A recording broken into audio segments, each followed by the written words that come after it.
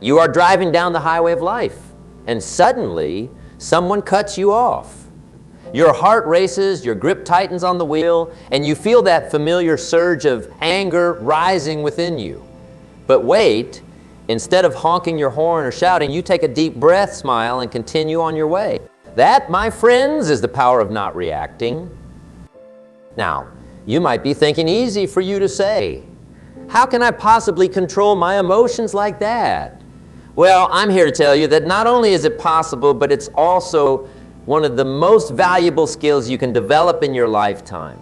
It's a skill that can transform your relationships, supercharge your career, and bring you a level of inner peace you never thought possible. Life is 10%. What happens to you in 90%, how you react to it. And let me tell you, the quality of your life is directly proportional to the quality of your reactions. So today, we are going to dive deep into the art of emotional control. And I promise you, by the time we are done, you will have the tools to become the master of your emotions rather than their slave. Now, I want you to think about the last time you reacted emotionally to a situation. Maybe your boss criticized your work or your spouse said something that hurt your feelings. How did you respond? Did you lash out in anger? Did you retreat into a shell of hurt and resentment? Or did you take a moment to pause, breathe, and respond thoughtfully? If you are like most people, you probably reacted instinctively without much thought. And that's perfectly natural. We are hardwired to react quickly to potential threats. Back in the caveman days, that instinct kept us alive. But in today's world, that same instinct can often do more harm than good. When we react emotionally, we are not thinking clearly. We are not in control. We are letting our primitive brain take over, and that rarely leads to good decisions or positive outcomes. But here's the good news.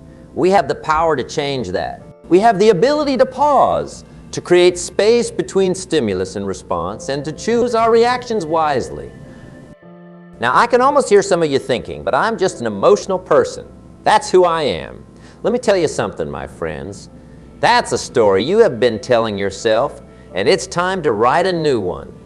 You are not your emotions. You are the awareness behind your emotions. You are the one who can observe your feelings and choose how to respond to them. Think of it this way. Your emotions are like the weather. They come and go, sometimes calm, sometimes stormy. But you are the sky. You are always there, unchanging, watching the weather patterns come and go. Your job is not to control the weather, but to learn how to fly your plane, no matter what conditions you encounter. So how do we do this? How do we develop this incredible power of not reacting? Well, it starts with awareness. You need to become aware of your emotional triggers, those situations or people that tend to provoke strong reactions in you. Maybe it's criticism, or feeling disrespected, or not getting your way. Whatever it is, start paying attention to what sets you off. Once you are aware of your triggers, the next step is to practice the pause. This is where the magic happens. When you feel that emotional surge coming on, take a deep breath. Count to 10 if you need to. Give yourself a moment to let the initial wave of emotion pass. In that pause, you create space for choice. In that space, ask yourself these questions. Is my reaction going to help or hurt this situation? What would the wisest version of myself do right now? How can I respond in a way that aligns with my values and long-term goals? Now, I know what you're thinking. That sounds great in theory, but in the heat of the moment, it's not so easy. And you are right, it's not easy. But let me tell you, it's worth it. Because every time you choose not to react, every time you respond thoughtfully instead of reacting emotionally, you are building a new neural pathway in your brain. You are creating a new habit, a new way of being. And here's the beautiful thing. The more you practice this, the easier it becomes. It's like building muscle. At first it's challenging, and you might fail more often than you succeed. But with consistent practice, you will find yourself becoming more and more in control of your emotions. Now, Let me share with you a little secret. The most successful people in the world, in any field, have mastered this skill. They have learned to respond rather than react. They've learned to keep their cool when everyone else is losing theirs. And that gives them an incredible advantage in life. Think about it. In business, the ability to stay calm under pressure can mean the difference between making $1 million deal or losing it. In relationships, the power to listen without immediately reacting can transform conflicts into opportunities for deeper understanding and connection. In your personal life, the capacity to face challenges without being overwhelmed by negative emotions can be the key to achieving your goals and living a fulfilling life. But here's the thing. This is not just about success in the external world. It's about inner peace. It's about freedom. Because when you are no longer at the mercy of your emotional reactions, you experience a profound sense of peace and control in your life. You are no longer a leaf blown about by every emotional wind. You become the tree, deeply rooted, able to bend without breaking. Now, I want to share with you a powerful technique that can help you in those moments when you feel your emotions starting to take over. It's called the STOP technique, S-T-O-P. Here's how it works. S stands for stop. Whatever you're doing, just pause for a moment. T is for take a breath. Focus on your breathing. Feel the air moving in and out of your lungs. O means observe. Notice what's happening in your body. Are your muscles tense? Is your heart racing? What thoughts are going through your mind? And P is for proceed. Now that you've given yourself this moment of awareness, choose how you want to respond. This simple technique can be a lifesaver in those heated moments when you feel like you are about to lose control. It gives you that crucial pause, that space to choose your response. But remember, this is not about suppressing your emotions. Emotions are a vital part of the human experience. They give color and depth to our lives. The goal is not to become an emotionless robot, but to develop a healthy relationship with our emotions. To feel them fully, to understand them, but not to be controlled by them. Think of it like this. Your emotions are like a powerful river. You cannot stop the river from flowing, and you wouldn't want to. But you can build banks to channel that river to direct its flow in a way that's beneficial rather than destructive. Now let me tell you a story. There was once a young man who had a terrible temper. His father gave him a bag of nails and told him that every time he lost his temper, he should hammer a nail into the fence. The first day, the boy drove 37 nails into the fence. But gradually, as he learned to control his anger, the number of nails he hammered each day decreased. Finally, the day came when the boy didn't lose his temper at all. He told his father, who suggested that now, for every day he controlled his temper, he should pull out one nail. The days passed, and eventually all the nails were gone. The father took his son by the hand and led him to the fence. He said, "You have done well, my son, but look at the holes in the fence. The fence will never be the same. When you say things in anger, they leave a scar just like this one. You can put a knife in a man and draw it out. It won't matter how many times you say, 'I'm sorry.' The wound is still there." This story illustrates an important point. Our reactions, especially our emotional outbursts, can have lasting consequences. They can damage relationships, harm our reputation, and create problems that take far longer to fix than the moment it took to create them. But here's the good news. Just as we can learn to control our reactions, we can also learn to repair the damage we've done. It starts with taking responsibility for our actions. No blaming, no excuses. Just a simple, "I was wrong, and I'm sorry." Then we need to make amends. This might mean having a heartfelt conversation to clear the air, or taking actions to rebuild trust. And finally, we need to commit to doing better in the future, to learning from our mistakes and growing as individuals. Now, I want to address something important here. Some of you might be thinking, but what about when someone really wrongs me? Don't I have a right to be angry? And the answer is yes, absolutely. Anger can be a legitimate and even necessary emotion in certain situations. It can motivate us to stand up against injustice and fight for what's right. But here's the key. Even in those situations, we still have a choice in how we express that anger. We can express it in a way that's destructive and harmful, or we can channel it into constructive action. The most effective leaders and change makers in history understood this. They didn't let their anger control them. They used it as fuel for positive change. Think about it this way. Anger is like fire. It can warm your house or burn it down. The difference lies in how you use it. The same goes for all our emotions. They are not inherently good or bad. It's what we do with them that matters. So how do we develop this level of emotional mastery? Well, it starts with self-awareness. You need to become a student of your own emotions. Start paying attention to how you feel throughout the day. What triggers certain emotions in you? How do those emotions manifest in your body? What thoughts accompany them? One powerful tool for developing this awareness is mindfulness meditation.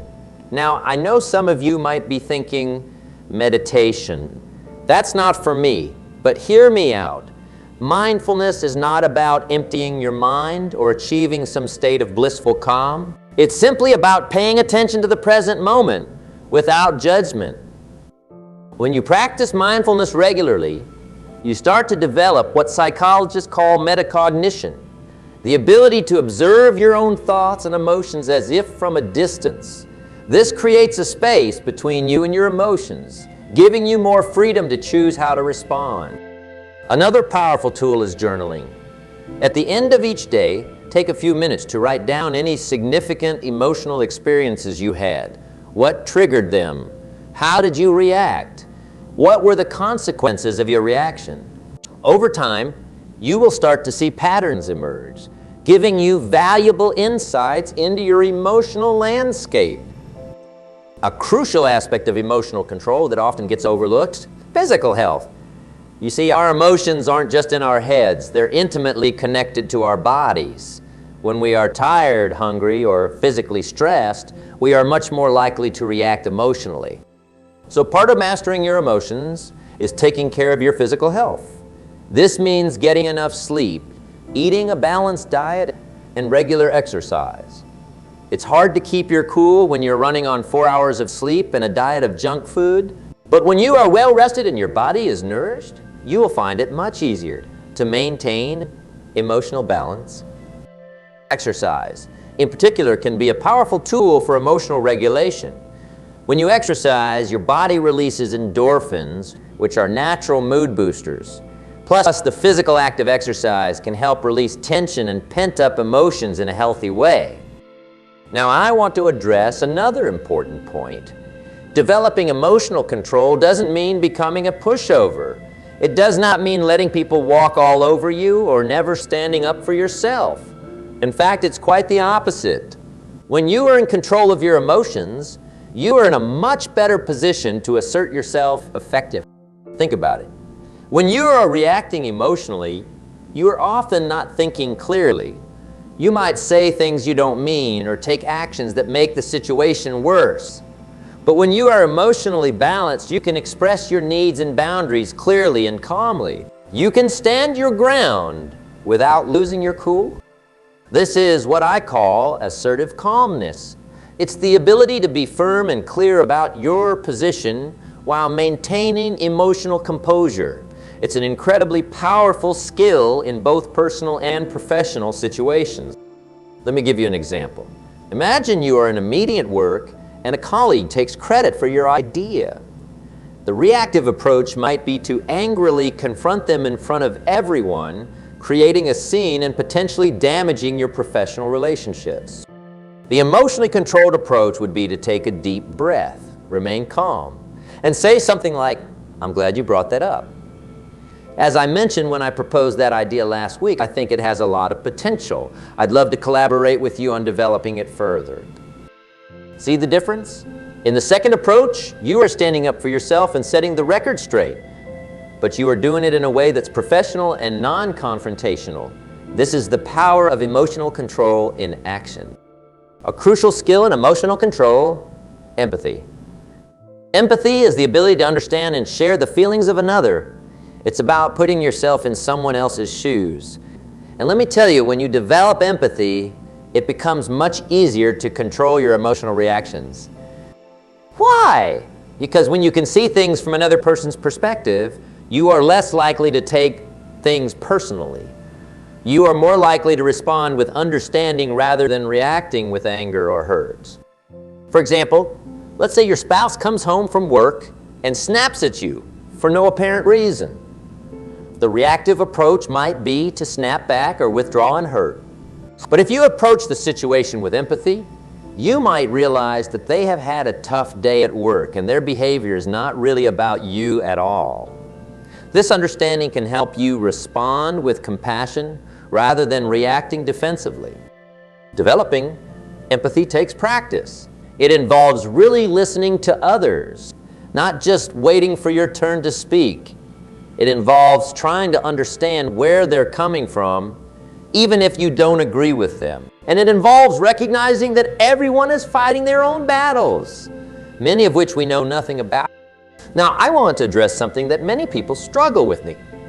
The fear of being perceived as weak if they don't react emotionally.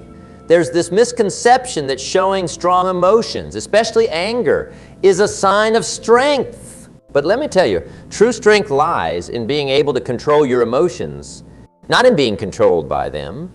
Think about the people you admire most. The great leaders, the wise mentors. Are they the ones who fly off the handle at the slightest provocation, or are they the ones who remain calm and composed even in the face of adversity? I bet it's the latter. Anyone can react. It takes no strength, no courage, no skill to simply react to whatever life throws at you. But to pause, to think, to choose your response deliberately, that takes real strength. That's what sets apart the truly successful people in any field. Something that's absolutely crucial in developing emotional control. Self-compassion. Many of us are our own harshest critics. When we make a mistake or fail to live up to our own expectations, we beat ourselves up mentally. And this self-criticism often leads to emotional reactivity. But here's the thing. You cannot berate yourself into better behavior. Harsh self-criticism doesn't lead to improvement. It leads to discouragement and more negative emotions. Instead, we need to learn to treat ourselves with the same kindness and understanding that we would offer to a good friend. This doesn't mean making excuses for bad behavior. It means acknowledging our mistakes, learning from them, and then moving forward with determination to do better. It means recognizing that we are human, that we are all works in progress, and that's okay. When you develop self-compassion, you create a stable inner foundation that makes it much easier to navigate the ups and downs of life without being thrown off balance emotionally. You become more resilient, more adaptable, and ultimately more in control of your emotions. It's a powerful technique for developing emotional control. Reframing is the ability to look at a situation from a different perspective. It's about changing the meaning we assign to events. It's not the events themselves that cause our emotional reactions, but the meaning we give to those events. And the beautiful thing is we have the power to change that meaning. For example, let's say you get passed over for a promotion at work. The reactive approach might be to feel angry, hurt, and resentful. But what if you reframe the situation? What if you saw it as an opportunity to identify areas for improvement in your skill? Or as a sign that maybe this is not the right company for your long-term career goals? By reframing the situation, you change your emotional response to it. You move from a place of victimhood to a place of empowerment. And that's what emotional control is all about. Taking back your power, becoming the author of your own emotional state, rather than a passive recipient of whatever life throws at you. Now, I want to address something that's becoming increasingly important in our modern worlds. Digital emotional control. In this age of social media and constant connectivity, we are faced with more potential emotional triggers than ever before. How many times have you found yourself getting worked up over a comment on social media, or feeling envious scrolling through your news feed, or getting into heated arguments with strangers online. The digital world can be an emotional minefield if we are not careful. But here's the thing. The same principles of emotional control apply online as they do in the real world. The key is to pause before you post, to think before you type. Ask yourself, is this response coming from a place of emotional reactivity? Is it aligned with my values and the person I want to be? Remember, once something is out there on the internet, it's out there forever. So before you hit that send button, take a deep breath. Give yourself that crucial moment to choose your response wisely. And here's another tip. It's okay to disconnect. In fact, it's necessary. Set boundaries around your digital consumption. Maybe that means no phones at the dinner table or no social media for the first hour after you wake up. Give yourself some space to connect with your own thoughts and feelings without the constant input from the digital world. Visualization. Athletes have long used visualization to improve their performance, and we can use the same technique to improve our emotional responses. Here's how it works. Think of a situation that typically triggers a strong emotional reaction in you. Now close your eyes and visualize yourself handling that situation calmly and effectively. See yourself taking a deep breath, staying composed, and responding in a way that you'd be proud of. The more vividly you can imagine this, the more effective it will be. Really feel the sense of calm and control in your body. Hear the measured tone of your voice. See the positive outcome of your controlled response. When you practice this regularly, you are essentially programming your brain with a new response pattern. You are creating a mental blueprint for how to handle challenging situations. And when you encounter that situation in real life, your brain will already have a roadmap for how to respond effectively. Some people mistakenly believe that emotional control means suppressing or avoiding emotions altogether. But that's not the case at all. In fact, trying to suppress your emotions often backfires. It's like trying to hold a beach ball underwater. The harder you push it down, the more forcefully it pops back up. The same is true of our emotions. When we try to push them away, they often come back even stronger. True emotional control is not about not feeling emotions. It's about feeling them fully, understanding them, but not being controlled by them. It's about being able to say, I feel angry right now, but I choose not to act on that anger in a destructive way. This ability to feel and acknowledge our emotions without being ruled by them is what psychologists call emotional intelligence. And let me tell you, developing your emotional intelligence is one of the best investments you can make in yourself. People with high emotional intelligence tend to have better relationships, more successful careers, and greater overall life satisfaction. Why? Because they're able to navigate the complexities of human interaction more effectively. They're able to motivate themselves and others, to empathize and connect, to lead and inspire. So how do we develop this emotional intelligence? Well, it starts with self-awareness. Pay attention to your emotions throughout the day. What are you feeling? Why are you feeling it? How is it affecting your thoughts and behaviors? Then practice accepting these emotions without judgment. Remember, emotions themselves are neither good nor bad. They're just information.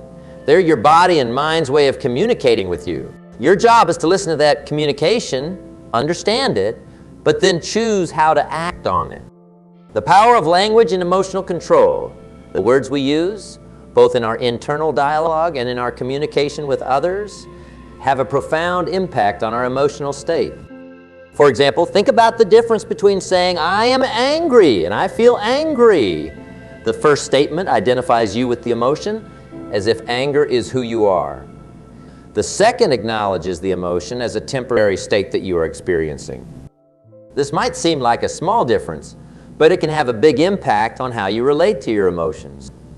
When you say, I feel angry, you create a separation between yourself and the emotion. You recognize that the anger is something you are experiencing, not something that defines you.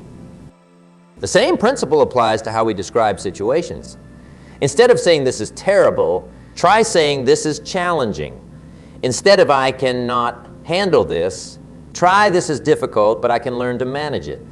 These small shifts in language can dramatically change your emotional response to a situation. Some people think that it means always being calm, always being positive, never showing any negative emotions. But that's not realistic or even desirable. There are times when it's appropriate and even necessary to express negative emotions. If someone violates your boundaries, it's okay to express anger. If you lose someone you love, it's natural and healthy to express grief. The key is expressing these emotions in a controlled, constructive way. Think of it like this. Emotions are like water.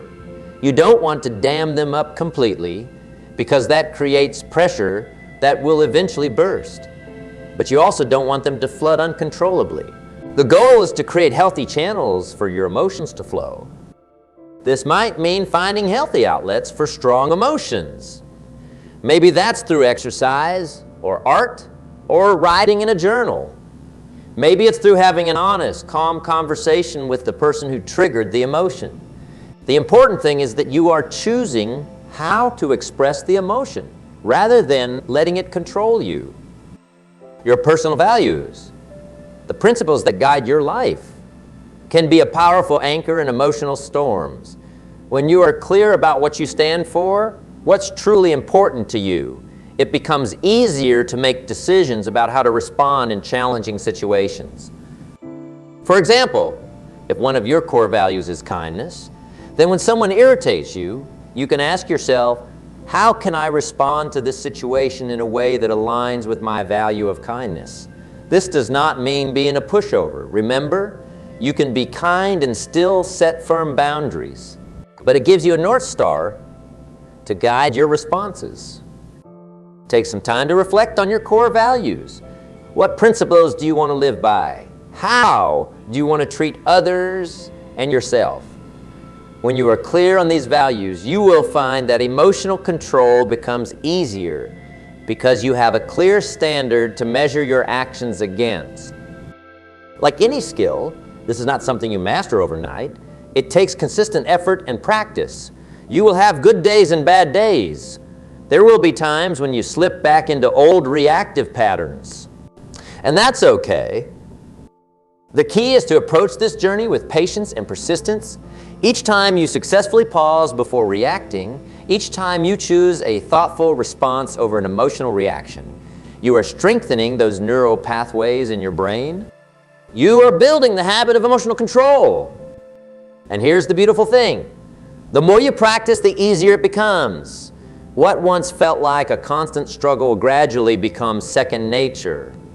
You will find yourself naturally pausing, naturally choosing your responses more wisely. But remember, this is a lifelong journey. Even those who have mastered emotional control still have moments where they're challenged. The difference is they see these moments as opportunities for growth rather than failures.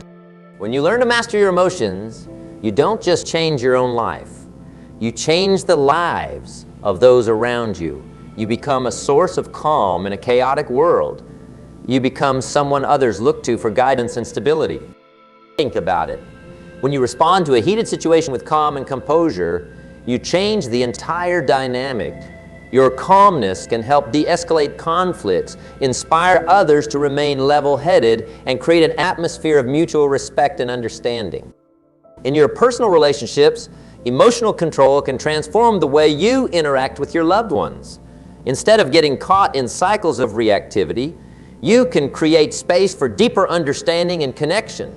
You can be there for others in a more meaningful way because you are not constantly caught up in your own emotional turbulence.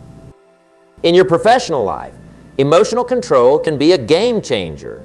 It can help you navigate office politics more effectively, handle high-pressure situations with grace, and make better decisions even when the stakes are high.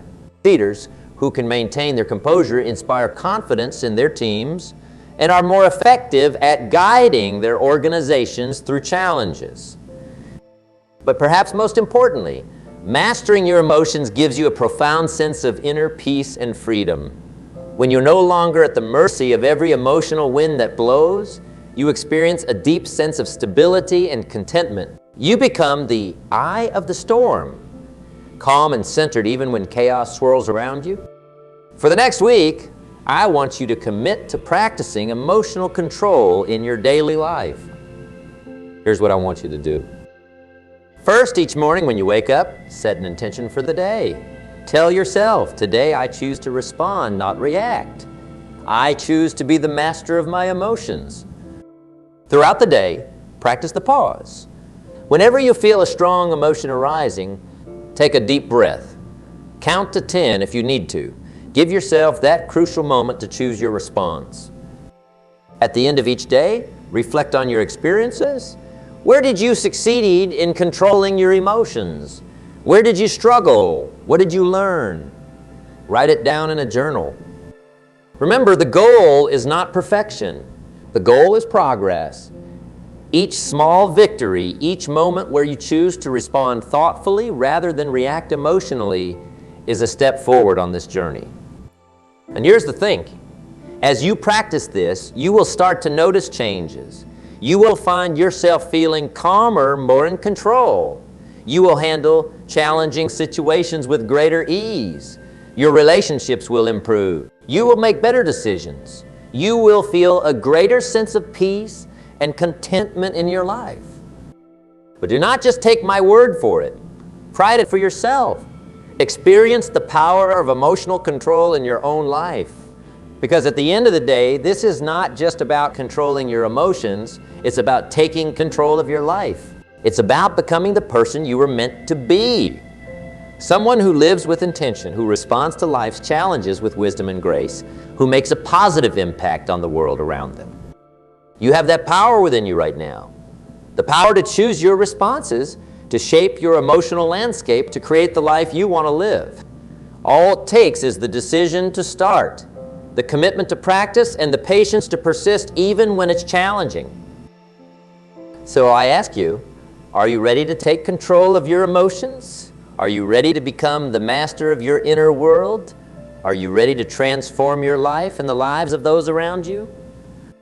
The choice is yours, and I believe in you. I believe that you have the strength, the courage, and the determination to master this crucial skill. I believe that you can become someone who responds rather than reacts, who chooses wisdom over impulse, who lives with intention and purpose. So go forth, my friends. Practice the pause. Choose your responses wisely. Be patient with yourself as you learn and grow. And watch as your life transforms, one thoughtful response at a time. Remember, the power is within you. The power to not react, but to respond. The power to control your emotions and shape your destiny. Now go out there and claim that power. Your best life is waiting for you.